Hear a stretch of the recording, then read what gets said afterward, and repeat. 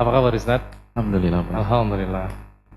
Eh, Terima kasih Ustaz telah menyempatkan waktunya untuk bersama-sama dengan kita di malam Rabu ini untuk melanjutkan saat semua berpaling. Silakan Ustaz. Assalamualaikum warahmatullahi wabarakatuh. Alhamdulillah hamdan katsiran tayyiban mubarakan fih kama yuhibbu rabbuna wa yarda wa salatu wassalamu ala nabiyyina Muhammad wa ala alihi wa sahbihi wa man sara ala nahjihi bi ihsanin ila yaumil wa ba'd. Rekan-rekan yang dirahmati oleh Allah Subhanahu wa taala, teman-teman semua, ikhwan akhwat, brother sisters dan teman-teman panitia, tidak ada kata yang pantas untuk kita ucapkan kecuali bersyukur kepada Allah Subhanahu wa taala pada malam hari ini. Ada berkat hidayah, berkat taufik yang Allah berikan, kita bisa ngumpul kembali bersama seorang pahlawan, seorang inspirator, khususnya bagi orang-orang yang mungkin punya kesalahan di masa lalunya. Lalu dia ingin move on, dia ingin bangkit, dia ingin memperbaiki raport merahnya. Maka salah satu inspiratornya adalah Ka'ab bin Malik, karena dia salah satu pahlawan dari perang Tabuk. Beliau yang menjadi buah bibir pada beliau tidak ikut perang, dan beliau harus menjalani hukuman yang sangat berat yang akan kita bahas di edisi judul atau dengan judul Ketika Semua Berpaling.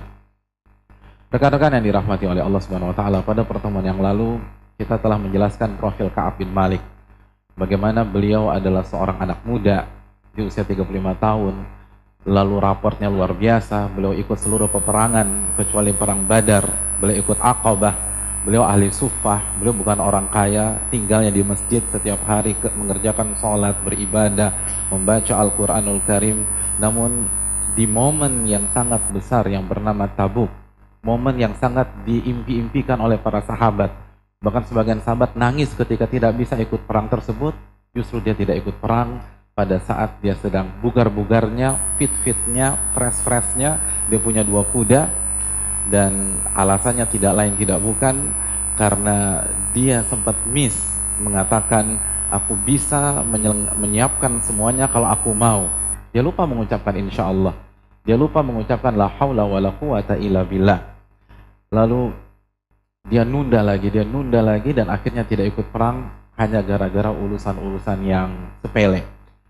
Rekan-rekan yang dirahmati oleh Allah Subhanahu wa taala, di pertemuan yang lalu kita sudah jelaskan bahwa Ka'ab mengatakan kalau ada orang yang udah niat untuk tidak ikut perang, maka kemungkinan besar dia nggak akan diketahui oleh Rasulullah SAW dan tidak akan tercatat di daftar list absensi pasukan perang pada saat itu, karena banyaknya umat Islam yang ikut di perang Tabuk.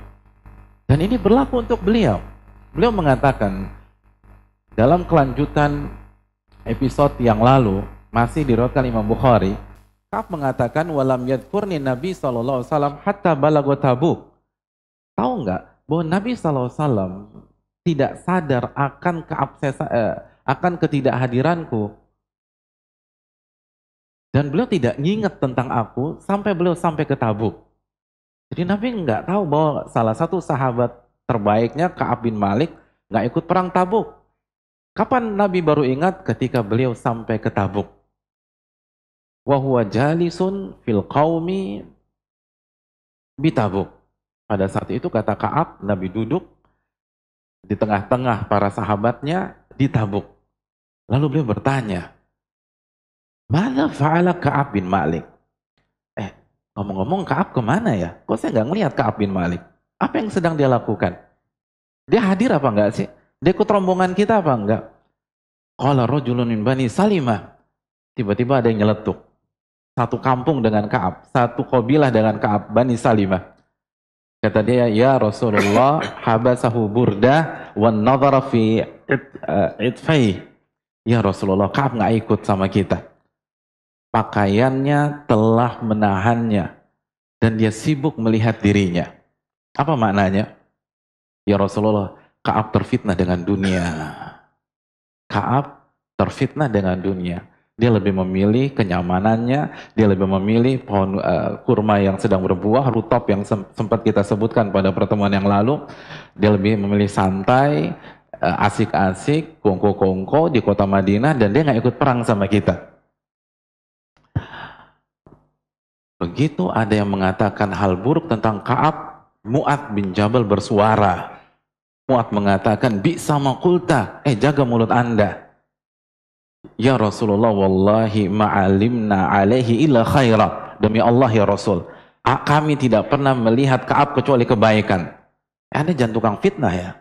Anda hati-hati kalau bicara. Anda sedang bicarakan Ka'ab bin Malik. Demi Allah, selama ini rapornya bagus dan benar bagus. Orang ikut perang terus. Rekan-rekan yang dirahmati oleh Allah Subhanahu wa taala, ini pelajaran kepada kita bagaimana kita dituntut untuk membela saudara kita. Dituntut membela teman kita kalau lagi diomongin orang, kalau lagi digibahin orang, kalau lagi dibully orang. Muslim nggak boleh diam. Anak muda yang beriman kepada Allah harus bersuara sebagaimana Mu'adz bin Jabal bersuara. Padahal kita tahu bahwa yang dipersaudarakan oleh Nabi dengan Ka'ab itu bukan Mu'adz, tapi Abu Talha. Artinya Mu'adz dan Ka'ab hubungannya baik, tapi nggak deket-deket amat. Tapi ketika Muslim dilecehkan, dia bersuara. Karena terinspirasi dengan sabda Nabi SAW. Nabi bersabda dalam hadis riwayat Imam Ahmad, man dzabba an irdi akhihi bil ghibah, barang siapa yang membela kehormatan saudaranya ketika saudaranya nggak ada. Ketika saudaranya dibully, dia bela. Ketika saudaranya digibahi, dibuka aibnya, dia bela. Ketika saudaranya difitnah, dia klarifikasi. Apa kata Nabi SAW? Karena haqqan 'alallahi an yu'tiqahu minan nar. Maka wajib bagi Allah, bayangkan bahasa yang digunakan Nabi, wajib bagi Allah untuk membebaskan dia dari siksa api neraka. Subhanallah. Dan ini yang kita butuhkan. Kalau ada teman dijelekin, antum nggak boleh diam. Antum harus bicara. Jaga omongan. Sebagaimana Mu'adz mendiamkan ucapan dari salah seorang dari Bani Salimah. Jangan diam aja. Jangan menikmati. Jangan justru kita menghabisi teman kita ketika dia nggak ada. Makanya kan di dunia pergaulan anak muda, makan yang paling nggak enak makan apa? Makan teman. Itu paling nggak enak tuh. Kalau pete, jengkol masih oke lah. Tapi kalau udah makan teman, oh itu nggak benar. Temen lo makan, itu nggak bisa dipahami. Di dunia preman aja nggak diterima loh. Di dunia geng motor nggak diterima. Siapa punya pengalaman geng motor? Nggak diterima. Temen tuh dibela. Di dunia penonton atau supporter sepak bola, itu kalau salah satu jackmania digebukin, kira-kira yang lain ngamuk nggak? Ngamuk. Ini ngaku Islam, ngaku bertauhid. Orang Muslim dilecehkan, dia diam aja. Subhanallah. Seorang wanita dilecehkan, dia nggak ada komentar. Kita harus bela. Makanya dalam riwayat Bukhari dalam Adabul Mufrad, ada riwayat barang siapa yang mendengar saudaranya dijatuhkan, digibahi, difitnah, dirumpiin, lalu dia bela, maka Allah akan berikan kebaikan di dunia dan di akhirat. Tapi barang siapa yang mendengar saudaranya, temannya, soulmate-nya, sahabatnya dijelek-jelekan orang lalu dia diam, Allah akan berikan keburukan di dunia dan di akhirat. Riwayat ini diriwayatkan oleh Imam Bukhari dalam Adabul Mufrad. Rekan-rekan yang dirahmati oleh Allah Subhanahu wa taala, fasakata Nabi SAW. Begitu mendengar sedikit perdebatan antara Mu'adz dengan orang yang dari Bani Salimah, Nabi terdiam. Lihat Nabi fair. Karena Nabi juga nggak ngerti. Jadi Nabi diam. Jadi Nabi tidak membenarkan orang dari Bani Salimah, tapi Nabi juga tidak membenarkan Mu'adz bin Jabal, karena Nabi nggak punya data. Tapi Nabi tidak menjatuhkan Ka'ab bin Malik. Nabi diam saja. Oke, diam. Falamma huwa ala dzalika ra'a rajulan mubidan qata'a bihi sarab. Ketika Nabi sedang terdiam, termenung mikirin Ka'ab kemana ya? Benar nggak sih yang dikatakan orang tersebut? Tiba-tiba ada sosok pakai baju putih menembus oase pada saat itu. Lalu Nabi mengatakan, kun Aba Khaythamah. Ada dua makna dari kalimat di atas, kun Aba Khaythamah. Makna yang pertama, orang itu Abu Khaythamah. Makna yang kedua, Nabi berdoa, semoga laki-laki tersebut Abu Khaythamah. Faidha huwa Abu Khaythamah al-Ansari. Lalu setelah orang itu semakin dekat, sahabat bilang, ternyata dia benar-benar Abu Khaythamah al-Ansari. Siapa Abu Khaytham al-Ansari? Kenapa Nabi mengajak kita untuk meninggalkan Ka'ab sejenak dan berpaling ke Abu Khaytham al-Ansari? Siapa dia? Apa yang dia lakukan? Rekan-rekan yang dirahmati oleh Allah Subhanahu wa taala, ada dua hal yang dilakukan Abu Khaytham al-Ansari dan ini menarik buat kita. Yang pertama, sebagaimana dalam riwayat tersebut.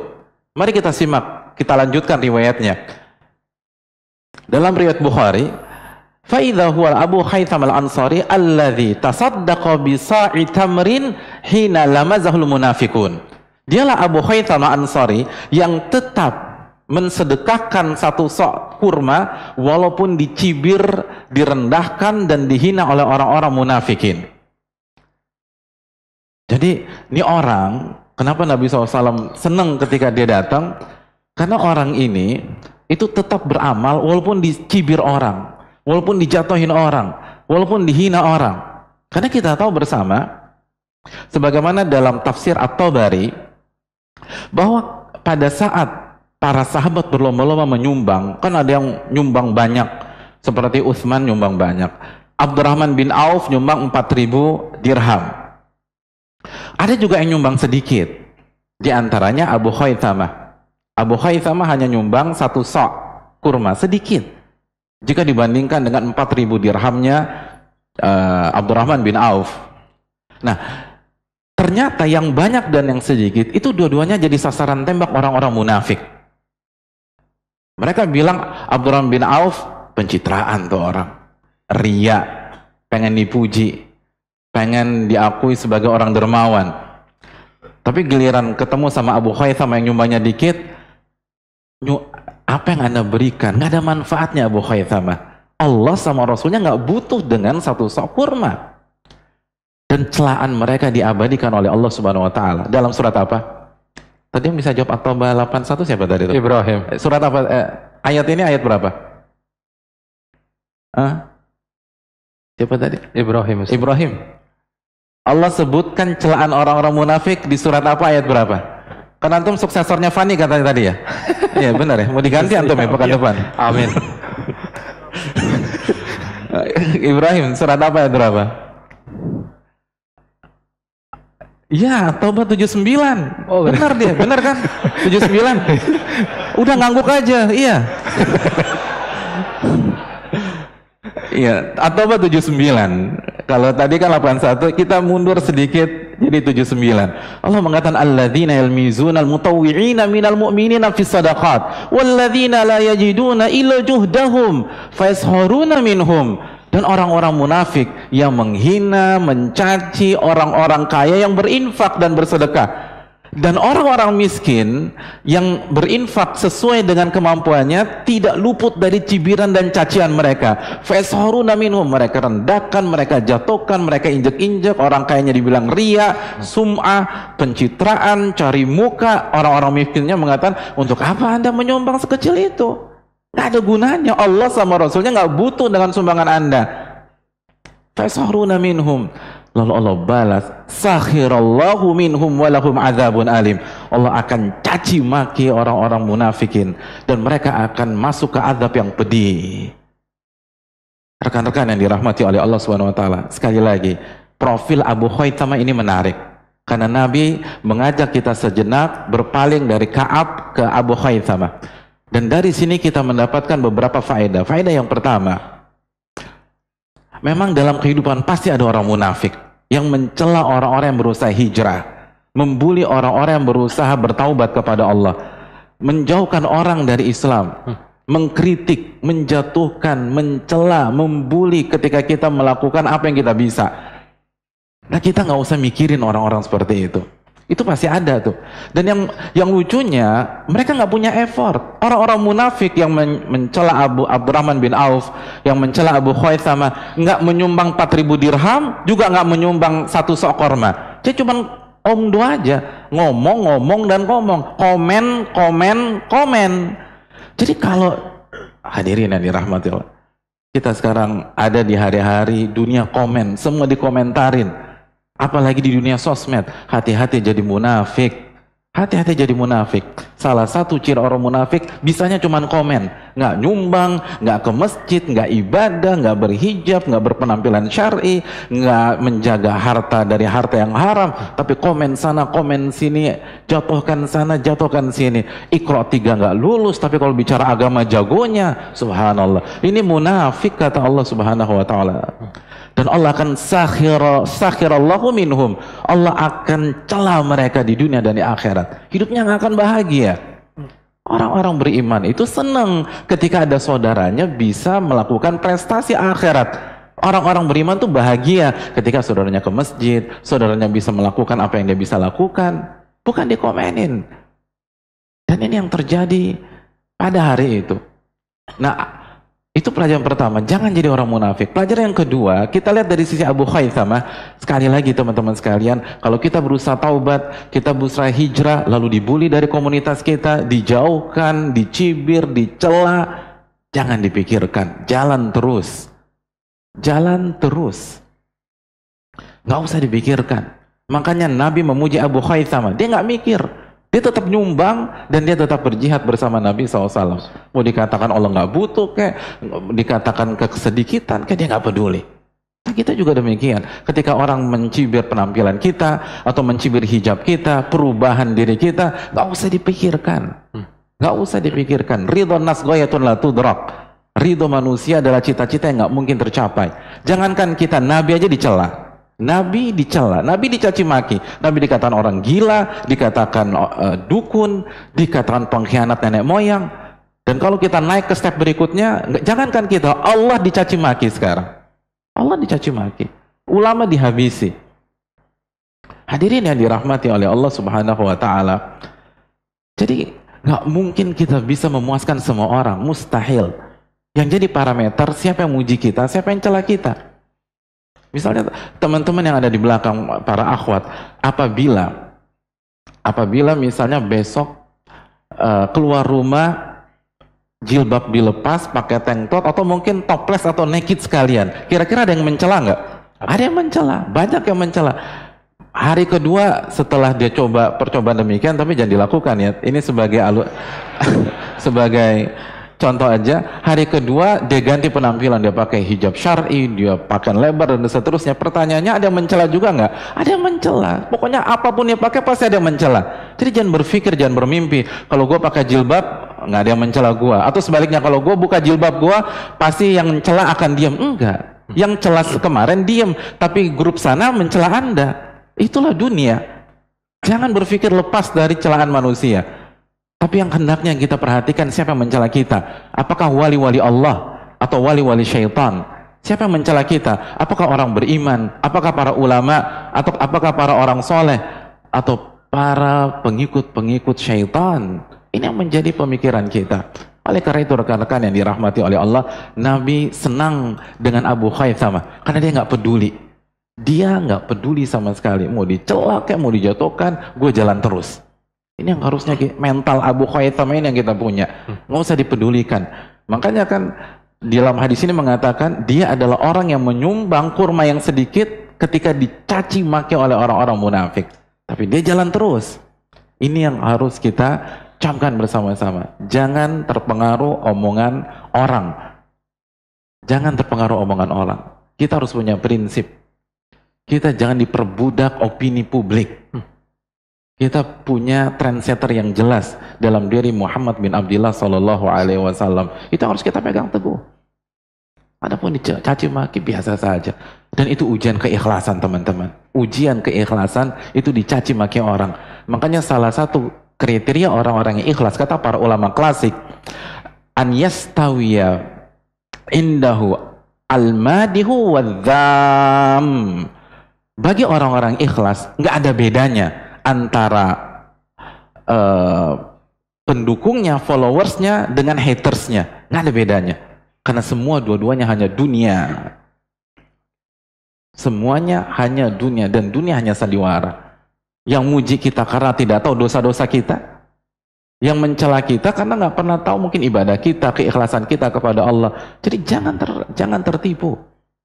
Makanya ketika Imam Ahmad lagi dipuji orang, apa kata Imam Ahmad? Satrullah, laula satrullah lan fadhahna. Anda memuji saya itu gara-gara Allah menutupi aib-aib saya. Kalau Allah bongkar detik ini juga, saya akan dihinakan oleh Anda.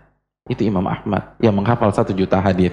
Itu Imam Ahmad yang pernah digebukin, disiksa di dalam penjara karena mempertahankan akidah atau ideologi tentang Al-Quranul Karim. Jadilah mental seperti mental Abu Khaythama. Itu makna yang pertama, atau faktor yang pertama. Faktor yang kedua, kenapa Nabi berdoa semoga dia Abu Khaythama dan mengajak kita break dari Ka'ab ke Abu Khaythama. Jadi hadirin yang dirahmati oleh Allah, sebagaimana yang diriwayatkan oleh sebagian para imam seperti Al-Baihaqi, Ibnu Katsir, Ibnu Ishaq, para pakar sejarah, Abu Khaythama ini itu ikut berangkat bersama Nabi SAW di hari H. Di hari H ikut berangkat sama Nabi. Setelah beberapa hari perjalanan, dia kepanasan, dia pulang lagi ke Madinah. Aduh berat nih, capek gua. Mendingan gue balik aja deh. Akhirnya dia pulang diam-diam. Jadi rombongan berangkat lanjut perjalanan, dia pulang. Roja. Jadi dia kayaknya asik banget kalau di Madinah. Dan dia punya istri 2. Dia punya istri 2. Lalu dia pulang kota Madinah, dia ketemu 2 istrinya. Lalu 2 istrinya sudah menyiapkan makanan yang enak buat dia. Terus kurma, rutop yang segar-segar, lalu dipan-dipan yang nyaman, dan siap dia nikmati. Begitu dia mau nikmati sajian dan jamuan dari kedua istrinya tersebut, hati kecilnya mengajak dia berpikir. Dia mengatakan, asabar Rasulullah SAW asyamsu wal harru. Nabi SAW sekarang sedang apa ya? Beliau sedang merasakan teriknya matahari. Beliau kepanasan. Beliau kena badai pasir.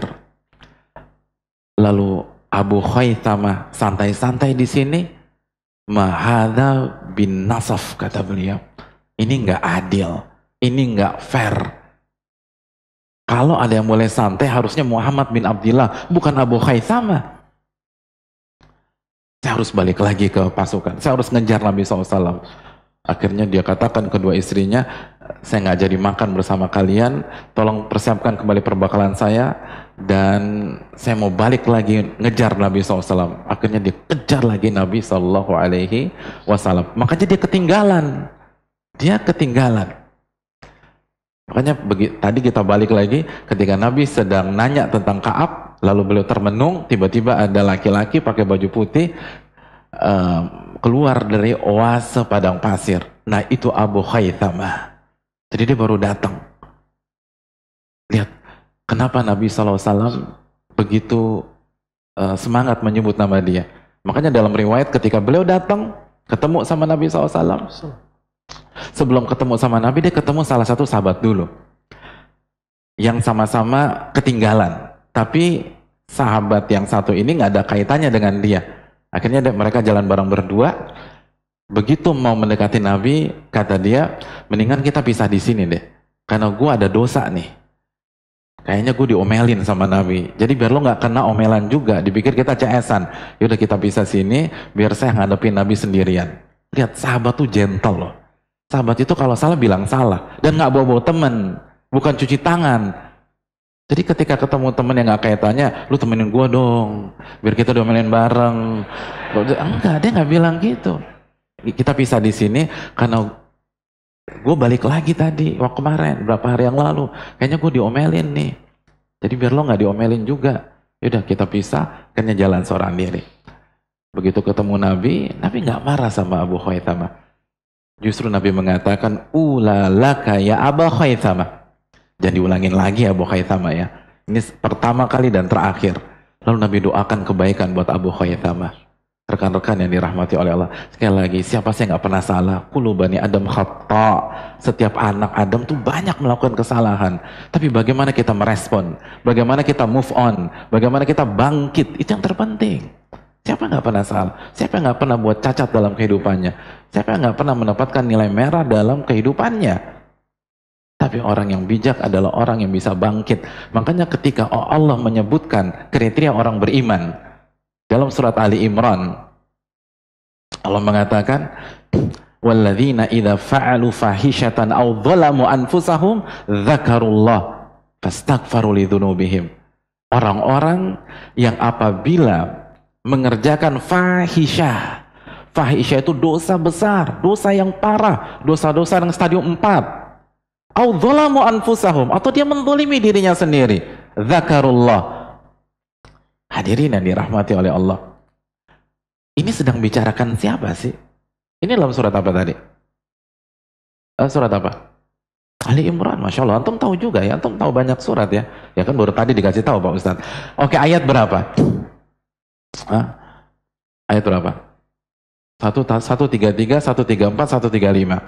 Ayat-ayat ini itu tentang orang-orang bertakwa. Kalau kita mundur sejenak, kedua ayat sebelumnya, Allah mengatakan uiddat lil muttaqin. Surga itu dipersiapkan untuk orang-orang yang bertakwa. Siapa orang bertakwa? Di antaranya itu tadi, yaitu orang-orang yang ketika melakukan dosa besar atau menzalimi dirinya, zakarullah, langsung ingat kepada Allah Subhanahu wa taala. Abu Khaisamah, bayangkan balik lagi dia. Udah jalan nih berapa hari, aduh kayaknya berat juga Tabuk ya, nggak seindah yang gue bayangin, udah gue mau pulang aja deh. Begitu sampai rumah, iya nggak pantas dong, Nabi SAW capek, sekarang saya enak-enakan begini, enggak, saya harus nyusul lagi Nabi SAW. Zakarullah, ingat kepada Allah, ingat surga, takut kepada neraka. Ini yang kita harapkan dari kita semua. Dan pemikiran seperti yang harus kita renungkan. Kalau kita ada masalah ketika hijrah, kita diuji ketika hijrah, coba ingat Nabi deh. Apa ujian ke Nabi SAW? Lalu bandingkan seperti Abu Khaisamah. Iya, Nabi capek detik ini ya. Nabi lagi kepanasan. Nabi lagi kebakar teriknya sinar matahari. Kok gue santai-santai di sini? Oke, ketika kita berusaha hijrah, apa sih cobaan kita? Apa cobaan kita? Kita disuruh jalan kaki 450-an kilo sebagaimana Nabi jalan kaki dari Mekah ke Madinah. Kan enggak. Apakah kita disuruh naik dan mendaki Bukit Thaur sebagaimana Nabi ketika hijrah beliau transit dulu di rest area namanya Gua Thaur? Kan enggak. Apakah kita pernah digebukin, pernah ditimpukin dengan batu sebagaimana Nabi ditimpuk dengan batu di Taif? Ketika kita hijrah, ketika kita berhijab misalnya, atau ketika kita berusaha mengatakan no terhadap uang haram, apakah kita diboykot selama 3 tahun sebagaimana dialami Nabi SAW selama 3 tahun? Kan enggak. Lalu kita jatuh, kita down, kita lemah, kita resign dari hijrah, kita mengundurkan diri, lalu balik kepada habitat awal kita. Kemana kita dengan Nabi SAW? Hadirin yang dirahmati oleh Allah Subhanahu wa taala, apa yang kita rasakan itu nggak ada 1/10 yang dirasakan Nabi SAW. Karena Nabi sudah kasih janji, asyaddun nasi bala'an al-anbiya, yang paling berat diuji oleh Allah itu para nabi. Bukan saya, bukan Fani, bukan teman-teman sekalian, para nabi. Jadi apapun cobaan hidup kita, saat kita taubat, saat kita hijrah, saat kita bangkit dari nol, itu nggak ada apa-apanya. Kecuali kalau kita declare kita nabi baru, dan itu palsu. Asyaddun nasi bala'an al-anbiya, yang pertama kali, yang paling berat ujiannya itu para nabi. Tsumma salihin, lalu grade berikutnya itu orang-orang soleh.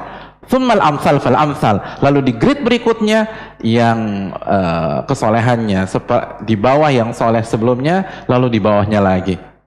Rekan-rekan yang dirahmati oleh Allah Subhanahu wa taala, lihat bagaimana pola pikir Abu Khaisamah. Begitu kita jatuh, ingat Nabi SAW.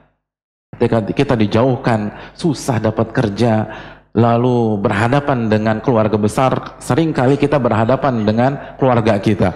Ada tantangan dari ayah atau dari ibu, ada kakak, dari adik atau dari mertua. Bukankah Nabi berhadapan dengan Quraisy? Dan Quraisy itu nama lain dari siapa? Fihr. Dan Fihr itu kakek Nabi yang ke-11 atau 12 atau 13. Artinya kalau antum dengar Nabi berhadapan dengan orang musyrik Quraisy, Nabi berhadapan dengan orang kafir Quraisy, itu artinya Nabi sedang berhadapan dengan keluarga besarnya. Nggak ada bedanya dengan kita, bahkan lebih parah, ribuan kali lipat daripada kita. Kan kita nggak pernah ketika sujud lalu ditaruh isi perut hewan ternak di atas punggung kita, nggak pernah. Nabi pernah mengalami demikian, tapi tetap istiqomah. Oleh karena itu rekan-rekan yang dirahmati oleh Allah Subhanahu wa taala, apa yang sudah kita perbuat untuk Allah Subhanahu wa taala dan apa tantangan, apa ujian? Lalu bandingkan dengan Nabi kita sallallahu alaihi wasallam sebagaimana yang dilakukan oleh Abu Khaisamah. Kalau kita punya mental seperti ini, kita akan bangkit, kita akan move on sebagaimana Abu Khaisamah memperbaiki kesalahannya dan mengejar Nabi sallallahu alaihi wasallam dan akhirnya mendapatkan senyum Rasulullah sallallahu alaihi wasallam dan doa kebaikan dari beliau. Itulah Abu Khaisamah. Kita lanjutkan. Rekan-rekan yang dirahmati oleh Allah Subhanahu wa taala. Kembali ke Ka'ab bin Malik. Ka'ab menyatakan setelah sedikit perhatian kita dicuri oleh Abu Khaisamah. Ka'ab mengatakan bahwa aku mengetahui anna Rasulullah SAW qad tajaha qadiman min Tabuk. Aku mendengar Nabi dan pasukan berangkat dari Tabuk pulang menuju kota Madinah. Berangkat dari Tabuk pulang ke kota Madinah. Jadi semua telah usai. Semua telah berakhir. Karena perlu kita catat baik-baik, di perang Tabuk tidak ada perang pedang, tidak ada adu panah, karena umat Islam bisa dikatakan menang WO di perang tersebut, menang WO. Romawi tidak jadi berangkat ke Tabuk begitu mendengar Nabi berangkat ke Tabuk, dan mereka lebih memilih bertahan di benteng-benteng mereka. Ada pelajaran menarik. Jadi coba antum bayangkan lagi ya, pengorbanan mereka jalan 600 berapa kilo? 23 kilo dari Madinah ke Tabuk. Lalu mereka nyumbang sana, Uthman nyumbang 300 onta, lalu ada Abdurrahman bin Auf nyumbang, Umar nyumbang setengah hartanya, Abu Bakar semuanya. Lalu mereka sudah siap mati, ternyata nggak ada peperangan. Ternyata nggak ada peperangan. Dan ini sering terjadi. Sering terjadi. Yang kenyataannya itu tidak sesuai dengan ekspektasi kita. Atau tidak seseram mimpi kita. Kenapa? Karena salah satu hikmahnya, Allah hanya ingin menguji kita. Liyabluwakum ayyukum ahsanu amala, untuk menguji kalian. Jadi nggak ada perang. Begitu sampai Tabuk musuh nggak ada. Apakah gagal? Enggak, karena mereka sudah membuktikan diri di hadapan Allah. Allah ingin pembuktian. Mana buktikan Anda beriman? Jadi kesian orang-orang munafik yang nggak ikut. Kedok mereka kebongkar dan nggak ada peperangan. Coba kalau mereka ikut, kan nggak ketahuan mereka. Mereka ikut, mereka dapat nama, tapi mereka udah takut duluan. Nah itu kadang-kadang yang sering kita pikirkan kalau mau hijrah, kalau mau cari harta halal, kalau mau berhijab.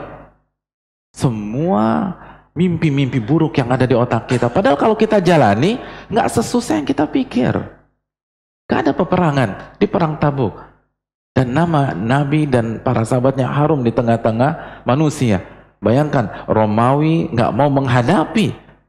Itu kemenangan besar. Hadirin yang dirahmati oleh Allah. Itulah syaitan. Alladhi waswisu fi sudurin nas. Syaitan itu membuat was-was terus gitu loh. Nanti lo makan apa? Gimana anak lo ke depan? Lo nggak akan diterima di pekerjaan. Alladhi waswisu fi sudurin nas. Was-was terus yang dikasih syaitan. Asyaitonu ya'idukumul faqra wa ya'murukum bisu. Syaitan itu selalu menakut-nakut kalian dengan kemiskinan, kemiskinan, kemiskinan. Dan mengajak kalian melakukan dosa. Itu syaitan. Padahal nggak ada perang. Rugi orang-orang munafik. Dan ini pelajaran kehidupan bagi kita. Kita berpikir akan terjadi perang besar, padahal nggak ada. Terus buat apa Allah membuat drama seperti ini Pak Ustadz? Liyabluwakum ayyukum ahsanu amala. Allah ingin lihat sejauh mana keyakinan kita kepada Allah. sejauh mana effort kita kepada Allah, sejauh mana usaha kita kepada Allah, sejauh mana keikhlasan kita kepada Allah. Kalau Allah sudah ngelihat itu semua kita lakukan, selesai sudah. Selesai. Wal aqibatu littaqwa. Endingnya pasti untuk ketakwaan. Wal aqibatu lil muttaqin. Endingnya itu pasti untuk orang-orang bertakwa. Tapi Allah ingin uji dulu agar orang-orang munafik itu tereliminasi. Surga itu tidak murah. Oleh karena itu, Nabi pulang dari Tabuk tanpa ada yang terluka, tanpa ada yang terbunuh, tanpa ada peperangan. Beliau menang WO. Dan kabar itu didengar oleh Ka'ab bin Malik. Fahadarani bathi. Begitu mendengar Nabi SAW dan para sahabat pulang atau berangkat dari Tabuk menuju kota Madinah untuk pulang kembali, seketika itu juga Ka'ab down.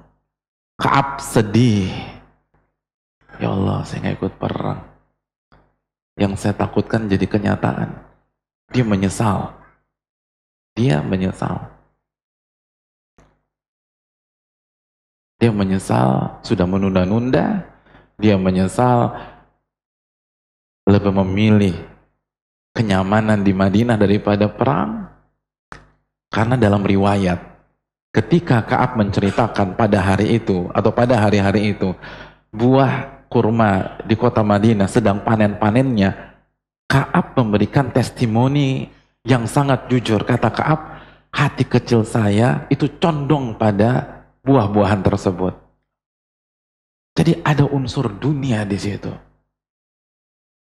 Hadirin yang dirahmati oleh Allah SWT, ini yang perlu kita jaga.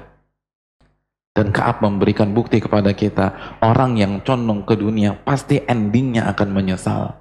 Nggak mungkin bahagia, menyesal. Dan Ka'ab alami tersebut. Ketika dia sedikit condong ke dunia, dia menyesal. Dan memang itu tadi, yang menghambat kita ibadah itu dunia. Dunia. Semua tentang dunia. Yang membuat kita menunda sholat, mungkin meeting, mungkin ketemu klien, akhirnya nggak sholat sama sekali. Saya tidak berbicara bagi orang yang sholat, karena itu ada pembacaan khusus tentang hal itu dalam ilmu fikih. Tapi ini nggak sholat. Yang membuat seseorang nggak puasa Ramadan harus mengentertain kliennya. Yang membuat seorang wanita membuka hijabnya demi pekerjaan, dunia. Makanya ulama klasik mengatakan, hubud dunia ra'su kulli khati'ah. Cinta dunia itu induk dari semua dosa. Semua dosa. Atau mau dosa apa? Dari yang paling parah sampai paling kecil, itu pasti ada unsur cinta dunia. Yang paling parah syirik. Orang pergi ke dukun untuk apa? Untuk menang pilkada, untuk menang pemilu, untuk jabatan, syirik besar. Orang riya sum'ah, agar apa? Agar dipuji. Dipuji di mana? Di dunia, syirik kecil. Dunia dan dunia. Oleh karena itu, rekan-rekan yang dirahmati oleh Allah, kita nggak boleh terpukau dengan dunia. Allah mengatakan apa dalam surat At-Taubah? Ayat ke-55, fala tu'jibka amwaluhum wala auladuhum. Anda tidak boleh terpukau dengan harta dunia mereka dan anak-anak mereka. Kita tuh nggak boleh terpukau dengan dunia. Terpukau dengan dunia haram. Terpukau dengan dunia haram. Ini penting. Jadi kalau antum haram lagi. Ya udah minum dulu deh. Nah.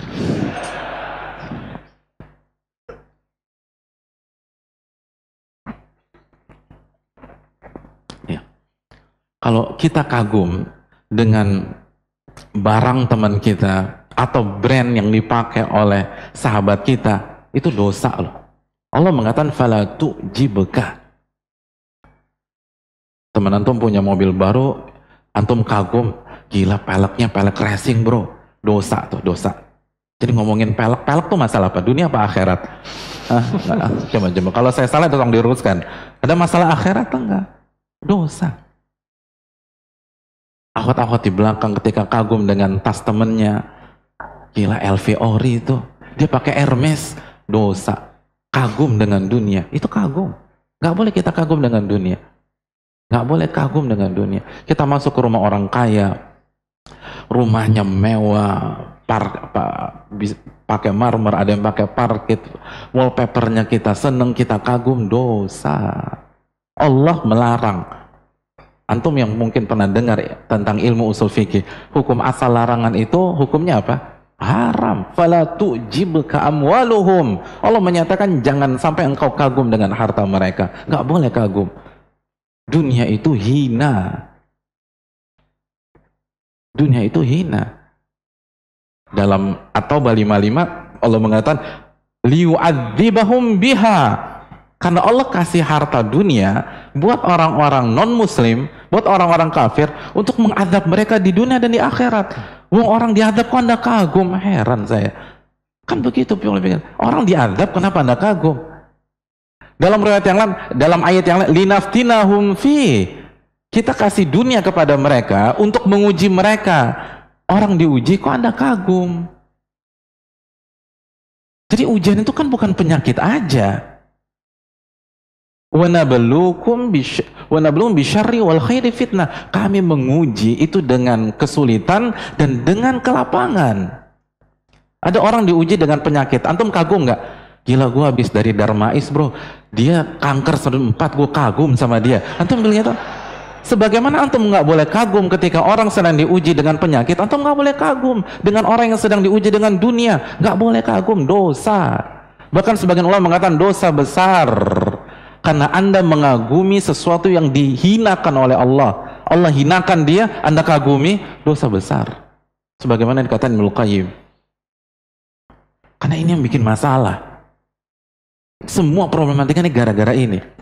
Orang dibully sampai nggak sedikit yang bunuh diri, itu gara-gara apa sih? Karena dunia kan. Beberapa waktu yang lalu ada salah satu remaja di Amrik bunuh diri di depan keluarganya karena dibully, karena dia gemuk dan seterusnya. Kenapa dia bunuh diri? Karena dia dibully. Kenapa dia merasa hancur dibully? Karena dia merasa komunitasnya, teman-temannya nggak nerima dia lagi. Nggak terima di mana pertanyaannya? Di dunia. Kalau orang orientasi akhirat, senang. Abdurrahman bin Mahdi, sebagaimana dikatakan Abu Nuaim dalam Hilyatul Auliya, kata Abdurrahman bin Mahdi, kalau tidak ada unsur maksiat kepada Allah, saya berharap seluruh warga kota ini membuli saya. Siapa yang nggak senang dapat pahala sholat gratis? Padahal saya nggak pernah sholat, dapat pahala tahajud. Kenapa? Karena yang bully tahajud. Siapa yang nggak senang dapat pahala puasa Senin Kamis gratis? Padahal saya nggak pernah puasa Senin Kamis. Kenapa bisa dapat itu? Karena yang bully puasa Senin Kamis. Itu orientasi akhirat. Yang bikin rusak kita ini gara-gara ini.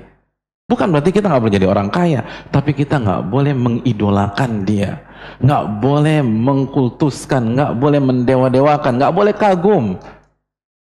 Seorang pahlawan perang atau jihad selama 20-an kali saja, begitu hatinya condong ke sana, gagal ditabuk. Makanya Ka'ab sedihnya minta hadarani bathi. Mari kita lanjutkan apa yang dirasakan oleh Ka'ab bin Malik. Fatafiktu atadzakarul kadhiba wa aqul bima akhrut min sakhatihi gadan sallallahu alaihi wasallam. Lalu aku mulai berpikir apa kebohongan yang bisa aku perbuat sehingga besok aku selamat dari murka Nabi sallallahu alaihi wasallam. Saya mau cari alasan apa ya? Saya harus berpikir dari sekarang. Jadi ada pikiran buruk di dalam diri Ka'ab. Bohong. Biar nggak diomelin Nabi SAW, biar nggak dimarahin Nabi SAW. Hadirin yang dirahmati oleh Allah Subhanahu Wa Taala, setiap kita punya pikiran seperti itu. Jangankan kita, Ka'ab bin Malik berpikir bohong, dan dia berpikir gimana cara agar saya selamat besok ketika Nabi pulang ke sini. Maka beliau berpikir untuk berbohong, dan dia berpikir apa yang bisa menyelamatkan saya pada hari tersebut. wa asta'inu ala dzalika bi kulli dzi ra'in min ahli. Lalu aku minta masukan dari keluarga-keluarga dekatku yang bijak-bijak, yang wise, yang matang, yang soleh. Nah, ini pinternya Ka'ab. Begitu ada godaan dari syaitan untuk berbohong, nggak disambut sama dia, nggak dibiarkan. Dia minta second opinion. Menurut kalian gimana? Karena ada keluarga yang cerdas, yang soleh pada saat itu. Loh, Pak Ustadz bukannya pada berangkat semua? Kan kita sudah jelaskan, kata Ibnu Katsir, ada orang sahabat yang memang ditugaskan oleh Nabi seperti Ali bin Abi Thalib. Ada yang ada uzur, sakit atau nggak mampu atau tua, nggak punya uang. Nah, diantaranya adalah keluarganya Ka'ab bin Malik. Nah, beliau minta advice dari mereka. Ini gimana nih? Apa yang harus aku lakukan? Ngomong apa? Apa mungkin bilang aja aku vertigo kali ya, biar Nabi SAW maafin, atau mungkin mah kambuh, atau istri ngidam, atau bayi sungsang mau lahiran dan seterusnya. Jadi tolong kasih masukan kepada saya nih. Apa yang bisa saya katakan kalau Nabi pulang? Lalu beliau dapat info lagi. Atalla qadiman. Nabi sebentar lagi tiba di kota Madinah. Nabi sebentar lagi tiba di kota Madinah. Fazaha anil batil. Dan semakin dekat kedatangan Nabi SAW, saya semakin yakin saya nggak boleh pakai cara-cara yang haram. Dan saya semakin pasrah, saya tidak bisa selamat dari Nabi SAW. Fa'ajma'tu sidqahu. Maka detik itu saya bertekad untuk jujur di hadapan Nabi. Saya akan katakan apa adanya. Rekan-rekan yang dirahmati oleh Allah Subhanahu wa taala, sekali lagi, kalau kita punya pikiran kotor, kalau kita ada pikiran bermaksiat kepada Allah, dan itu pasti sesoleh apapun kita, tidak ada di satu masjid ini yang lebih soleh daripada Ka'ab bin Malik. Itu aja mikir, gimana kalau gue bohong aja ya? Apalagi kita ya memang dulu pakar, mungkin dulu pengalaman, dulu tenang, jangan emosi, jangan marah, dulu yang lalu biarlah berlalu. Jadi hadirin yang dirahmati oleh Allah Subhanahu wa taala, pasti pikiran-pikiran itu akan muncul ketika mungkin kita datang, atau misalnya ya akhwat-akhwat di belakang udah janji sampai rumah jam 7 sama suaminya, tiba-tiba 7:01 kira-kira gue bilang apa sama laki gue ya? Itu kan apa gue bohong aja ya? Apa gue ini aja, dan seterusnya. Itu pasti ada di dalam diri kita. Yang harus kita lakukan, selalu berpikir yang halal, lalu minta pertolongan kepada Allah, dan jangan lupa musyawarah dengan orang-orang soleh. Ka'ab langsung musyawarah dengan keluarganya yang soleh, yang wise, yang matang, dan kesimpulannya gak bisa bohong. Bohong adalah bunuh diri. Kita harus jujur. Fa'ajma'tu sidqahu. Maka aku bertekad untuk bicara jujur dengan Nabi SAW. Hadirin yang dirahmati oleh Allah, hari H itu pun tiba. Hari kepulangan Nabi SAW. Asbahan Nabi SAW qadima. Nabi tiba di waktu pagi, di waktu duha. Lalu Ka'ab menceritakan, wa kana idza qadima min safarin bada'a bil masjid faraka'a fihi rak'ataini thumma jalasa linnas. Dan Nabi kebiasaannya itu kalau pulang dari safar, beliau akan mencari masjid. Pulang dari safar, spot pertama yang beliau singgahi itu masjid. Lalu beliau salat 2 rakaat, lalu setelah itu duduk ngobrol sama manusia. Rekan-rekan yang dirahmati oleh Allah, ini sunnah Nabi yang mulai dilupakan oleh orang. Ini sunnah langka. Salat sunnah setelah safar. Dan ini yang harus kita camkan. Kalau kita lagi safar artinya perjalanan jauh ya. Itu yang pertama kali kita cari masjid. Masjid, hukumnya sunnah. Makanya Imam Bukhari ketika membawakan riwayat ini mengatakan bab salat di masjid saat tiba dari safar. Dan dalam madhab Syafi'i hukumnya sunnah. Hukumnya sunnah. Jadi kalau bisa, kalau kita safar next, yang pertama kali kita cari itu masjid. Kalau kita sholat 2 rakaat, walaupun mungkin kita bawa 3 koper, 5 koper, lalu udah capek, badan remuk-remuk. Nah di situ tantangannya. Kecuali kalau uzur ya, kecuali kalau darurat, atau mungkin kita bawa orang tua yang harus pulang, atau kita bawa pasien yang sedang kena serangan jantung, ya jangan cari masjid, langsung UGD. Tapi kalau normal, kita cari masjid. Dan itu penting loh. Dijelaskan oleh Al-Imam Al-Muhallab, Al-Imam Al-Muhallab bin Ahmad, ulama yang hidup di abad ke-5 Hijriyah. Kata beliau, ini menunjukkan pentingnya sholat buat kehidupan kita. Saat kita tiba dari safar, Allah dan Rasulnya pengen kita kembali ke aktivitas keseharian kita dan mulai dengan mengerjakan sholat. Dan kita mulai aktivitas kita. Yang pertama kali kita kunjungi itu rumah Allah, bukan rumah kita. Itu rahasianya. Karena kita tahu salah satu orang yang mendapatkan naungan nanti pada hari kiamat siapa? Rajulun wa qalbuhu mu'allaqun fil masajid. Seseorang yang hatinya terpaut dengan masjid. Bukan sebagai marbot ya, bukan. Tapi yang diingat tuh masjid gitu. Pokoknya antum nguasain masjid.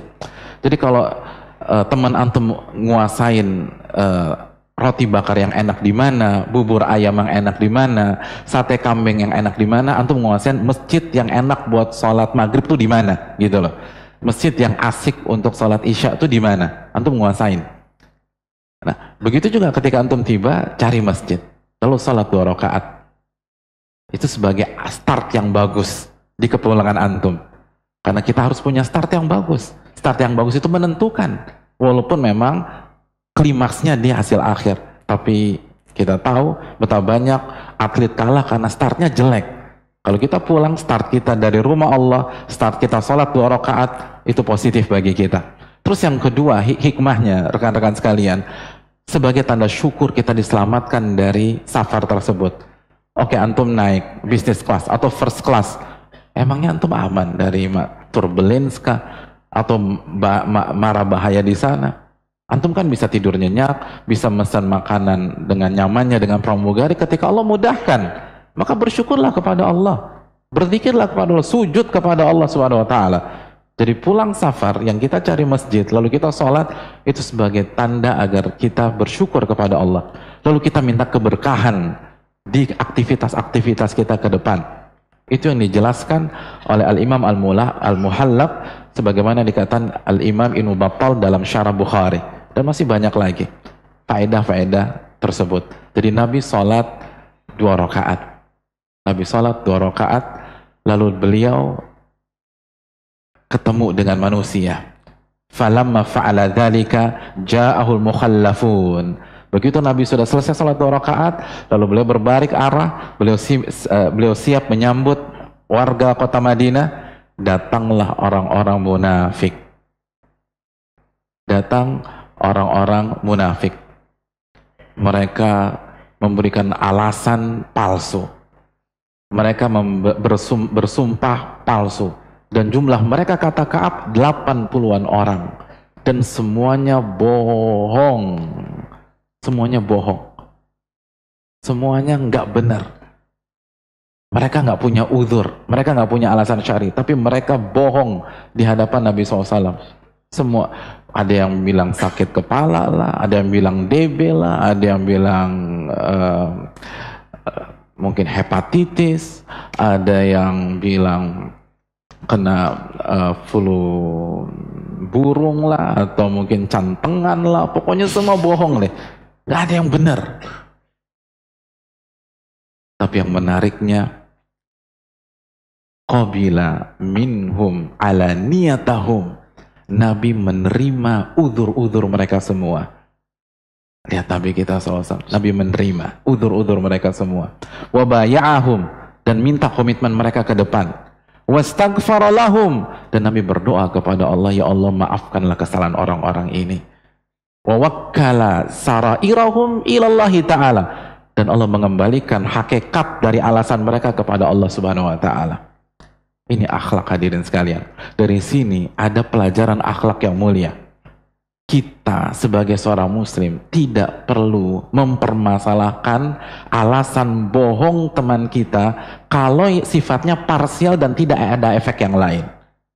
Kalau nggak ada efek yang lain, udah biarin aja. Contohnya misalnya, antum janjian sama teman jam 8 di Al-Azhar, jam 8 malam. Tiba-tiba dia datang jam setengah 9. Alasannya macet. Ya udah antum terima aja. Oh iya, semoga dilancarkan. Jadi antum nggak perlu interogasi dia. Di mana titik macetnya? Lalu lihat Waze, lalu telepon El Sinta, ditanya segala macam. Nggak perlu, lebay itu lebay. Hadirin yang dirahmati oleh Allah Subhanahu wa taala, biarkan udah. Karena kebohongan dia itu nggak ada efek lain. Jadi diemin, itu akhlak. Kita tidak perlu mencek, mencari tahu, menginterogasi, membongkar, mengkonfrontir alasan bohong kalau tidak ada side effect ke masalah-masalah yang lain. Biarkan aja dia bohong. Dan itu paling sering terjadi, masalah terlambat, masalah ini, masalah itu. Walaupun bohong, walaupun antum lewat jalan yang sama dan nggak ada macet sama sekali. Jadi macet iya, ya semoga Allah maafkan deh. Jadi itu akhlak Nabi SAW. Akhlak Nabi SAW. Apalagi kalau antum tahu memang tipikal teman antum pembohong, ya udah nggak usah berharap ke orang dengan standar yang dia tidak mampu sampai ke sananya. Tapi itu ini munafik, udah munafik tuh nggak ada harganya. Mau dia bohong kayak mau enggak ya dia munafik. Dan yang menariknya Nabi beristighfar untuk mereka. Ya Allah maafkan mereka. Ini akhlak hadirin yang dirahmati oleh Allah. Nabi beristighfar untuk orang-orang munafik. Bayangkan ya, antum ngajak jihad, ini orang nggak mau, bukan hanya nggak mau, ngegembosin, panas, kulit saya kebakar dan seterusnya. Dan bukan hanya bilang panas, yang ketiga, ketika ada orang Islam nyumbang, sahabat-sahabat nyumbang, dibilang riya lah, dibilang Allah nggak butuh lah. Begitu pulang, Nabi bisa hukum mereka, tapi Nabi nggak lakukan. Nabi berdoa, wastaghfirulahum, ya Allah maafkan kesalahan-kesalahan mereka. Ini akhlak yang mulia. Ini yang kadang-kadang hilang di tengah-tengah kita. Budaya memaafkan, budaya berharap tidak ada yang diazab oleh Allah Subhanahu wa taala pada hari kiamat. Walaupun itu musuh kita, walaupun dia sengaja melawan kita, menjelek-jelekan kita, menghambat atau menjegal kita, membuli kita, semoga Allah maafkan. Dan ini tulus, nggak ada kepentingan. Nabi berharap mereka bertaubat. Gak namanya yaudah saya maafkan tapi Tuhan yang balas, nggak ada begitu, itu mah nggak niat. Hadirin yang dirahmati oleh Allah Subhanahu wa taala. Dan Nabi maafkan semuanya. Hatta jitu, sampai tiba giliranku, kata Ka'ab bin Malik. Sekarang giliran Ka'ab bin Malik berhadapan dengan Nabi SAW. Apa yang terjadi dan bagaimana beliau menyampaikan uzurnya, kita akan bahas di pertemuan yang lalu ke depan insyaallah ta'ala. Mungkin ini yang bisa disampaikan. Pertemuan ke depan kita akan bahas dialog antara Ka'ab dengan Nabi SAW dan apa hukumannya dan bagaimana Ka'ab menjalani hukuman tersebut. Bismillah ta'ala di edisi atau episode yang ketiga. Kita buka sesi tanya jawab. Oke, alhamdulillah. Syukur saja, jazakallah khair. Oke, kita buka sesi tanya jawab, tapi sebelumnya sisters mungkin kalau ada yang mau pulang lebih awal karena ini sudah agak larut, diperbolehkan, tapi tetap jangan mengganggu majelis ya. Adapun dengan brothers mungkin tetap stay. Dikit lagi kita hanya persilakan satu brother, satu sister menanya. Sampai situ kita lanjut di bawah sesi tanya jawab di bazar. Oke. Kita mulai dari sister. Ini ada pertanyaan dari, kita boleh tanya dari minggu lalu Ustaz ya? Kita review untuk apa namanya refresh kita. Ngomong-ngomong kok antum protes sih tadi, udah jam 9.15 loh. Antum nggak mau pulang apa ya? Ya, jadi kita harus potong dan kita akan bahas pada pertemuan yang akan datang insya Allah. Oke. Insya Allah. Ustadz di dalam cerita, di dalam mengisahkan kisah Ka'ab bin Malik ini menyebutkan bahwa Allah memberikan ujian kepada seorang berdasarkan keimanannya, Ustadz ya. Iya. Lalu bukankah kalau dalam sholat kita kan juga memohon, Ustadz, untuk dijauhkan dari kesulitan, dijauhkan dari hal-hal yang kita tidak inginkan. Bagaimana penjelasan tentang hal ini, Ustadz? Terima kasih. Terima kasih, jazakallah khairan. Ya, ada dua sisi ya. Yang pertama, Allah akan menguji sesuai dengan kadar keimanan. Kalau imannya tinggi, maka ujiannya akan berat. Begitu juga dengan sebaliknya. Tapi di sisi lain, kita berdoa agar dijauhkan dari musibah mara bahaya. Apakah kita harus balik doa kita, minta ujian, minta kanker stadium 4, minta gagal ginjal, minta hepatitis C dan seterusnya agar kita diakui oleh Allah sebagai orang-orang yang beriman? Jawabannya enggak. Jawabannya ada dalam hadis Bukhari. Nabi SAW bersabda, la tatamannau liqa'al adu was'alullah al-afiyah wa idza laqitumuhum fasbiru. Jangan sekali-kali kalian minta dan berharap berhadapan dengan musuh. Ya. Minta itu keselamatan kepada Allah. Tapi kalau Allah takdirkan, bersabarlah menghadapi musuh. Ini konsep. Jangan minta ujian, jangan minta musibah, jangan minta perang, jangan berkoar-koar Yahudi sini lo, gue bacok lo dan seterusnya. Nggak boleh, nggak boleh. Nabi larang, jangan minta bertemu dengan musuh. Tapi yang harus kita minta keselamatan. Semoga dimudahkan, semoga diselamatkan, semoga lancar, dibantu oleh Allah, diberikan pertolongan oleh Allah. Dan kalau Allah takdirkan, kata Nabi, Anda bertemu dengan musuh, Anda sakit, Anda positif mengidap penyakit yang berat, fasbiru. Pada saat itulah kita hadapi dengan sabar. Dan nggak boleh lari. Makanya salah satu dosa besar yang mematikan, tawalli yaumaz zahaf, kabur ketika sudah berhadapan dengan musuh. Jadi kita nggak cari lawan, tapi kalau lawan ditakdirkan berhadapan dengan kita, jangan mundur. Kita nggak cari penyakit, kita nggak cari kemiskinan, tapi kalau kemiskinan Allah takdirkan menimpa kita, hadapi dengan kesabaran. Jadi intinya Allah akan uji kita sesuai dengan iman kita, tapi tetap minta keselamatan, tetap minta kenyamanan, tetap minta pertolongan dan kemudahan di dunia dan akhirat. Mungkin itu. Oke, Ustaz, syukran jazakallahu khair. Oke, silakan kita Abdul Razak. Sister Said yang mau bertanya, langsung dipasing mikrofonnya. Sebutkan nama dan tempat asal. Assalamualaikum Pak Ustadz. Waalaikumsalam. Pak Ustadz, dengan siapa? Nama saya Mailuser.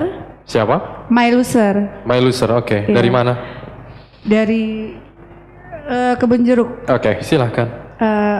Begini Pak Ustadz, alhamdulillah saya baru mualaf kan ya. Masya Allah.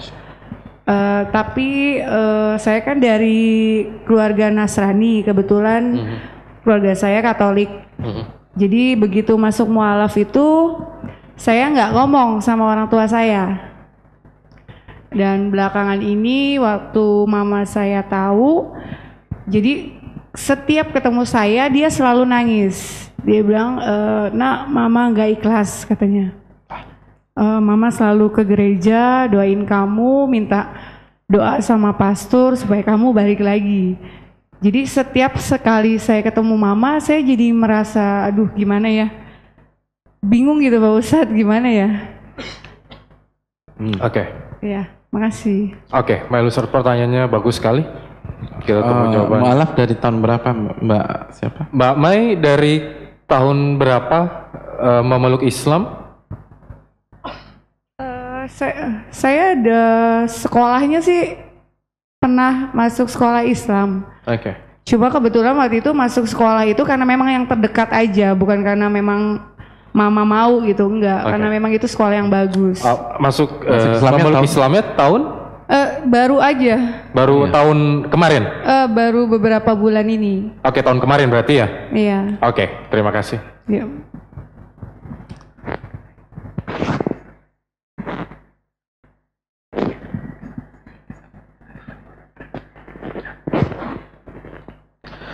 Iya, terima kasih Bang. Terima kasih banyak kepada Mbak Mai. Yang pertama itu ujian ya, itu ujian.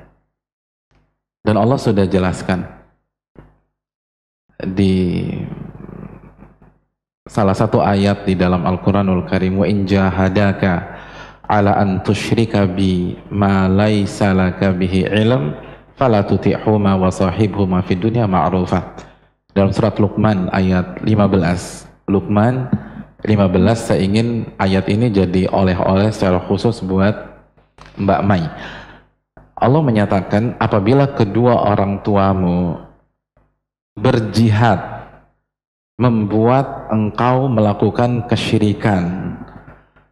Jadi kata kerja yang Allah gunakan itu berjihad. Jadi apabila kedua orang tuamu melakukan segala cara agar Anda murtad lagi, agar Anda melakukan kesyirikan, agar Anda melakukan kekufuran, fala tuti'huma, jangan taat kepada mereka berdua. Dalam case ini, dalam kasus ini, jangan taat.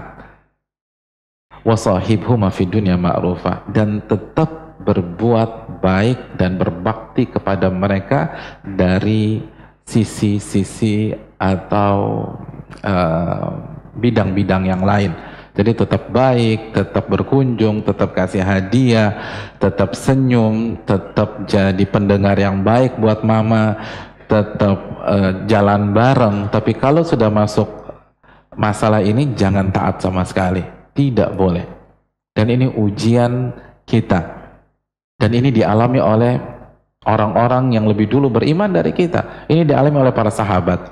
Ini dialami oleh Abu Hurairah. Kita tahu Abu Hurairah punya ibu non-muslim dan baru masuk Islam setelah didoakan oleh Nabi SAW. Dan ini dialami juga banyak para sahabat. Di antara sahabat mengatakan kepada ibunya, kalau mama punya 9 nyawa, lalu nyawa mama hilang satu demi satu, agar saya murtad, saya nggak akan murtad sama sekali. Jadi kalau mama punya 9 nyawa terus bunuh diri, pokoknya kalau kamu nggak murtad, mama bunuh diri nih. Ya udah bunuh diri aja mah, gitu loh. Bunuh diri, mati, nyawa kedua. Lalu kalau kamu nggak murtad, mama bunuh diri lagi.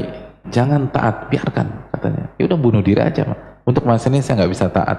La ta'ata li makhluqin fi ma'siyati khaliq. Tidak ada ketaatan kepada makhluk jika bermaksiat kepada Allah, apalagi diajak melakukan kesyirikan. Itu yang pertama. Yang kedua, ini fase awal ya, fase awal kita masuk ke dalam Islam dan kita keluar dari agama kita sebelumnya. Bisa dipastikan ini fase terberat. Semua fase awal tuh nggak enak. Kita pindah rumah nih, atau kita pindah dari Tulungagung ke Jakarta, dan ini bulan-bulan pertama kita di Jakarta. Nyaman apa enggak? Nggak nyaman, kita masih terasa terasing. Jakarta nggak homey buat kita. Kita belum dapat sahabat, kita belum dapat komunitas. Itu hari-hari atau bulan-bulan pertama kita di Jakarta. Itu kalau bicara daerah, apalagi pindah agama, pasti berat. Respon dari mereka masih keras. Dan di sisi lain mungkin kita belum dapat komunitas yang nyaman di Islam, kita belum dapat sahabat seakidah yang kuat. Mungkin kita punya sahabat, tapi sahabat-sahabat kita dulu, tapi yang benar-benar menerapkan ukhuwah Islamnya kita belum ketemu. Dan ini tantangan, ini ujian, dan minta terus kepada Allah Subhanahu wa taala, minta kepada Allah, ya muqallibal qulub tsabbit qalbi ala dinik, wahai zat yang membolak-balikan hati, kokohkanlah hatiku di atas agamamu. Minta agar Allah Subhanahu wa taala mengokohkan langkah kita di atas Islam dan tetap berbuat baik kepada orang tua kita, kasih hadiah, dan tunjukkan setelah kita masuk ke dalam Islam kita lebih berbakti, kita lebih santun, pribadi kita banyak perubahan, kita semakin ramah dengan orang tua, sehingga mereka melihat Islam itu memberikan perubahan positif bagi kita. Dan insya Allah dengan berjalannya waktu, apalagi ditambah doa kita, ibadah kita, maka kita akan semakin kondisi akan semakin nyaman. Dan jangan lupa tips dari Allah dalam akhir-akhir surat Al-Hijr, fasabbih bihamdi rabbika wa kum minas sajidin. Perbanyak tasbih, perbanyak tahmid, perbanyak zikir kepada Allah, dan perbanyak salat.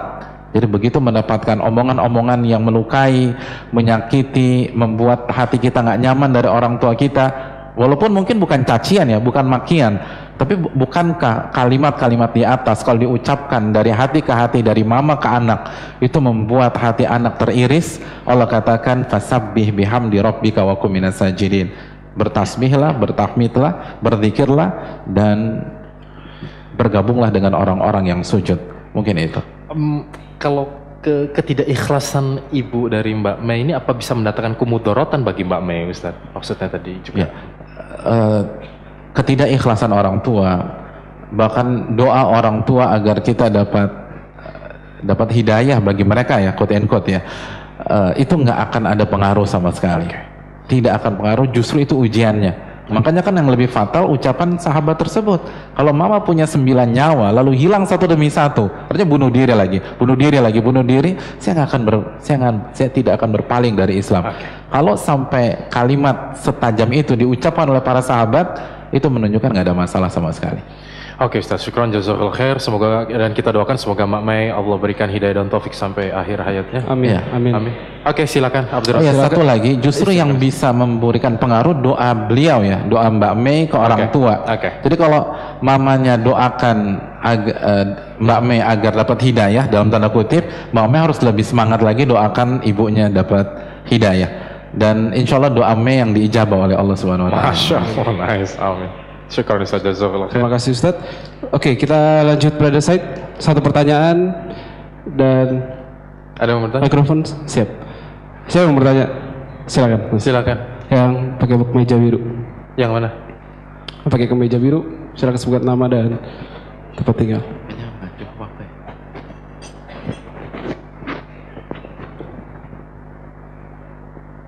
Assalamualaikum warahmatullahi wabarakatuh. Waalaikumsalam warahmatullahi wabarakatuh. Nama saya Adrian, Jusi Adrian saya asalnya dari Medan, tapi sudah 4 tahun ini di Jakarta. Oke, Adrian. Silakan. Saya ada 2 pertanyaan. Yang pertama mungkin ada kaitan dengan Mbak yang tadi ya. Oke. Saya punya sahabat dekat, masih saudara, itu yang dari tahun 2001 beliau yang sangat menginspirasi saya untuk mulai belajar agama. Bahkan beliau yang sering membangunkan saya untuk sholat subuh. Tapi saya terpisah lama, kira-kira terpisah hampir 6 tahun, dan tanggal 24 kemarin saya sudah sempat ketemu lagi dengan beliau. Setahun ini sudah sempat ketemu lagi dengan beliau, tapi ada yang lain gitu. Oke. Sampai tanggal 23 atau 24 kemarin, tuh tahun kemarin, saya dapat SMS dari dia bahwa dia pengen jujur ke saya. Lalu saya tanya apa, tolong bilang, we not brother in faith anymore. Gitu. Jadi, beliau sudah murtad. Subhanallah. Gitu. Jadi, terus terang beliau ini adalah orang yang sangat saya kagumin karena agamanya bagus dan memang sangat menjadi contoh bagi saya gitu. Yang menjadi pertanyaan saya adalah bagaimana posisi saya? Apakah saya berhak untuk mendoakan beliau kembali ke jalan Allah, ke jalan Islam, atau seperti apa? Saya pernah berdiskusi dengan teman saya yang di majelis ilmu juga, beliau malah mengatakan ke saya bahwa satu orang yang murtad Allah ganti dengan satu kaum. Saya nggak tahu ini dalilnya benar apa enggak. Dan dia bilang bahwa tidak perlu kita harus bersedih hati karena ada saudara kita yang murtad. Dan saya bilang, apakah bisa saya doakan kembali ya? Tidak perlu untuk kita doakan, karena kemurtadan itu adalah awalnya dari cinta dunia, gitu. Itu pertanyaan saya, apakah sebagai saudara, apakah saya masih berhak untuk mendoakan beliau, dan bagaimana posisi saya? Apakah saya harus memutuskan tali silaturahmi atau seperti apa? Itu. Terus yang kedua mengenai kondisi safar. Saya kan asalnya dari Medan, tapi sejak 8 tahun itu sampai sekarang saya selalu bolak-balik Jakarta, dan akhirnya 4 tahun ini saya menetap di Jakarta. Posisi saya, apakah saya sedang safar atau bagaimana Ustaz? Terima kasih. Assalamualaikum warahmatullahi wabarakatuh. Waalaikumsalam warahmatullahi wabarakatuh. Ya, terima kasih jazakallahu khair atas pertanyaannya. pertanyaan kedua dulu ya, karena cepat. Dengan kalau kasusnya seperti beliau tadi, ijma para ulama fikih, beliau tidak bisa menggunakan rukhsah safar. Jadi artinya beliau tidak dalam kondisi safar ketika stay di Jakarta, apalagi berapa 8 tahun dari sini ya. Nah, jadi dengan kesepakatan seluruh ulama fikih, kasus seperti ini jelas beliau seperti orang yang punya KTP Indonesia Jakarta. Udah punya KTP Jakarta belum? Ya, belum. Jadi sama seperti orang yang punya KTP Jakarta, artinya tetap sholat di waktunya, tidak ada qasar, lalu tidak bisa membatalkan puasa dan lain sebagainya. Itu yang pertanyaan kedua. Pertanyaan yang pertama, Al-Imam Nawawi rahimahullah ta'ala dalam syarah Arba'in Nawawiyah, beliau menjelaskan ijma' para ulama. Artinya ulama sepakat bolehnya mendoakan non muslim agar dapat hidayah. Jadi tidak ada khilaf, tidak ada perbedaan.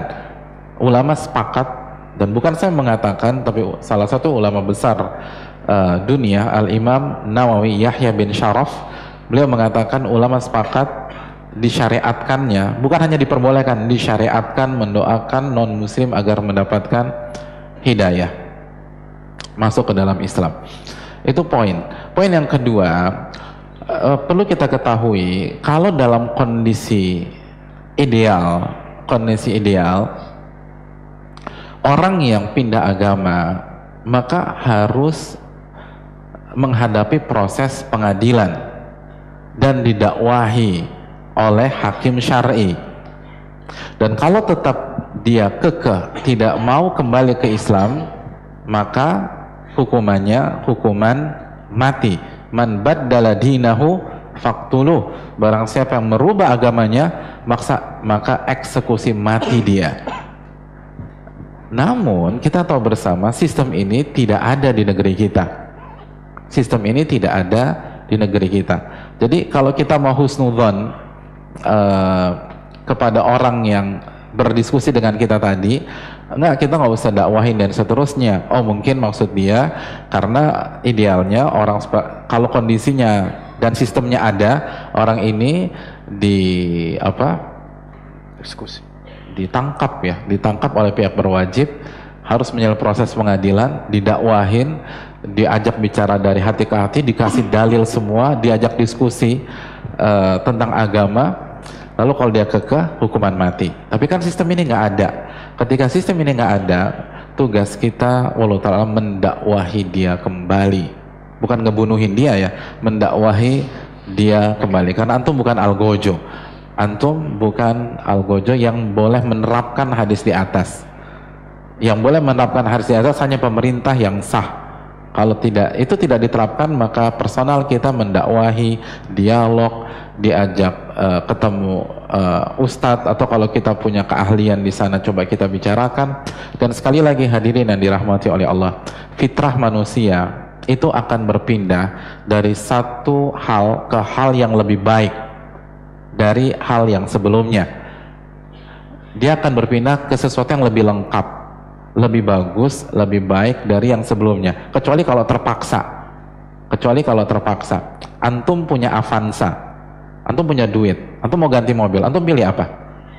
Xenia, Agya? Enggak, antum akan beli Innova. Oke, antum ketika punya Innova, antum punya uang lagi, antum enggak, dan untuk dipakai pribadi antum, bukan buat operasional, antum beli apa? Habis Innova, Pajero Sport. Oke. Antum punya uang lagi, antum mau ganti mobil, Pajero Sport ganti apa? Lexus. Ya kan, begitu terus. Habis Lexus Land Cruiser versi Lexus, terus demikian. Itu fitrah. Nah kalau masalah mobil kita pakai logika demikian. Oke, masalah rumah sekarang. Antum tinggal di Tangerang, antum tinggal di Bekasi, antum punya uang, antum beli di mana? Beli di Cibitung? Saya rasa enggak. Antum akan merapat ke Jakarta, antum beli di Jakarta Timur. Punya uang lagi, ke arah ke pusat, misalnya antum beli di Pemuda atau di Pramuka, ke arah lagi mulai masuk Imam Bonjol, masuk ke Diponegoro dan lain-lain. Itu fitrah manusia. Kalau masalah mobil, masalah rumah, begitu fitrah kita. Bagaimana dengan masalah agama? Simple aja. Agama mana yang lebih lengkap dari Islam? Kita nggak usah lihat personnya deh. Semua agama personnya punya masalah. Semua agama personnya punya masalah. Tapi sistem, kelengkapan, mana yang lebih lengkap dari Islam? Mana yang lebih lengkap dari Islam? Mana yang mengatur konsep ibu menyusui selain Islam? Siapa yang mengatur masalah jual beli selain Islam? Konsep mana, agama mana lagi yang mengatur tentang nafkah, tentang rumah tangga seperti Islam? Agama mana lagi yang mengatur politik seperti Islam? Agama mana yang punya konsep peradilan? Konsep praduga tak bersalah itu konsep Islam. Nabi mengatakan al-bayyinatu 'alal mudda'i wal yamin 'ala man ankar. Yang menuduh harus kasih bukti. Jadi yang suruh membuktikan yang menuduh. Kenapa? Karena tersangka punya asas praduga tak bersalah. Itu Islam.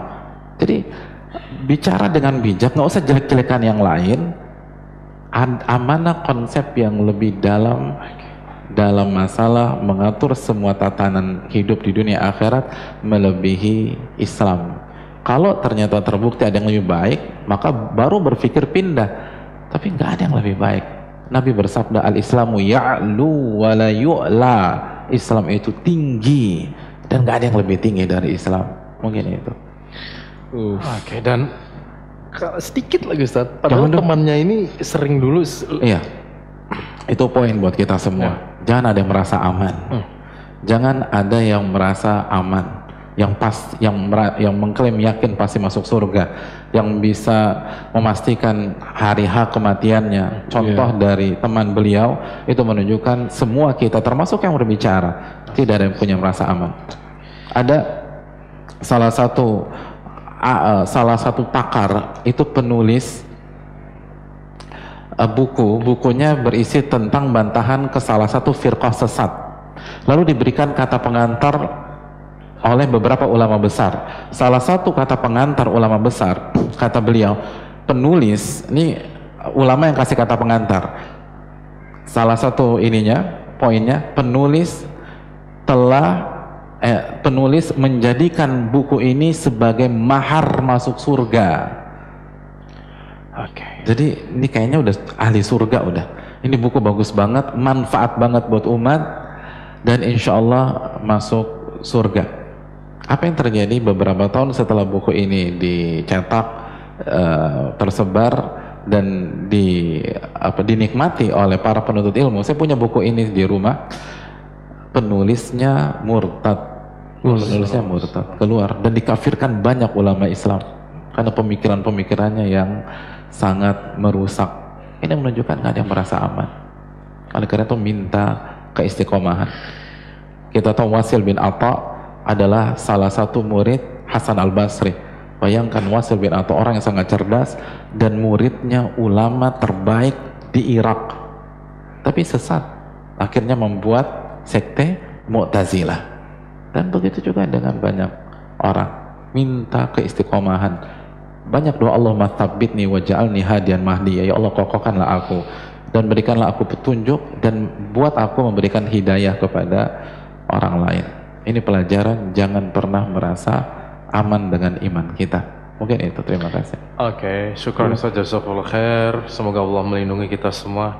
Amin. Dan memberikan keistiqomahan bagi kita. Dan mungkin pertanyaan dari Adrian tadi, pertanyaan terakhir ya. Pertanyaan terakhir. Terima kasih Mas Adrian. Oke. Insya Allah kita akan lanjutkan tanya jawab ini di bawah untuk akhwat dan untuk sisters dan brothers. Kita simak dulu kesimpulan dari sesi kita malam ini. Silakan Ustaz. Iya, terima kasih, jazakallahu khairan. Pada sesi kali ini kita mendapat pelajaran dari Abu Khaisamah, lalu bagaimana adapun dari Ka'ab, bagaimana pikiran kotor bermaksiat itu pasti hinggap di antara kita dan kita harus melawannya. Dan ingat dari Abu Khaisamah, kita harus jalan terus, kita harus maju walaupun banyak sentimen-sentimen negatif di sekeliling kita, ketika kita mengamalkan agama kita. Lalu yang kedua, begitu kita jatuh kita harus segera bangkit lagi, sebagaimana Abu Khaythama, dia walk out tapi dia balik lagi mengejar Nabi Shallallahu Alaihi Wasallam. Next kita akan bahas dialog antara Ka'ab bin Malik dengan Nabi SAW dan apa hukuman yang Allah berikan kepada Ka'ab bin Malik dan bagaimana beliau menjalani hari-hari hukumannya. Sangat menarik dan kita semakin mendekati puncak dari cerita tersebut. Wassalamualaikum warahmatullahi